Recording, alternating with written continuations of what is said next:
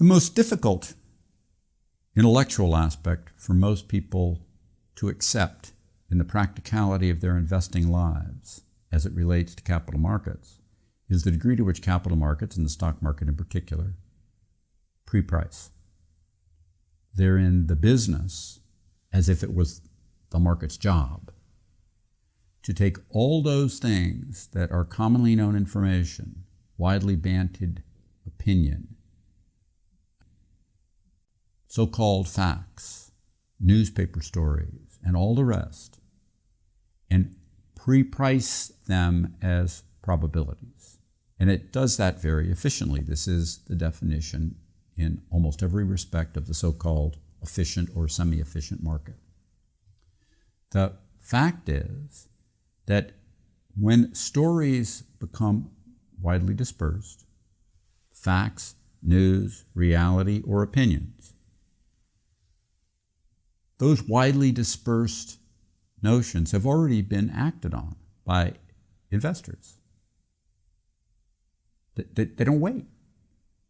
So many features that people get so concerned about end up having no impact at all on stocks when they actually occur, because they've been talked about for a long time.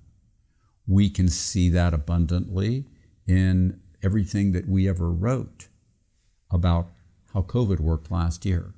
The surprise of the government lockdowns caused the market to buckle. But after that, the market moved in very predictable ways. The fact of things like tax hikes, where we've repeatedly told you tax hikes don't have the market impact that people fear because they're talked about for so long and priced into stocks long before the tax hike ever occurs. That's hard for people to embrace in their bones, because what they want to believe is that subsequent realities move subsequent stock prices. But actually, it's the anticipation of those realities and the probability of them that gets priced in advance. And as I've said often and for many years, without precision, the market only pre-prices the next approximate 3 to 30 months. It doesn't really care at all about what happens next week.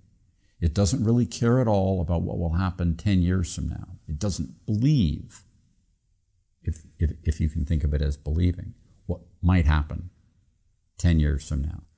When that 10 years gets closer, it might price it, and it might not, depending on whether it was already something that had been too digested too long. There are all these features that people, in my lifetime, I've heard an endless list of them. You could go through the tax ones that I mentioned, which were recurring ones, debt. You can go through government debt, usually is the discussion point, demographics. People talk about things like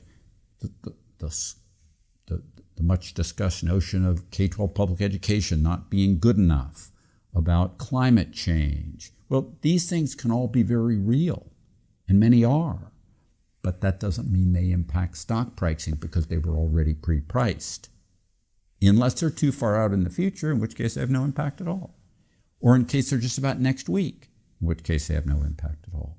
So it's important to remember that whatever these things are, the market's pre-pricing probabilities of reality in the next approximate 3 to 30 months.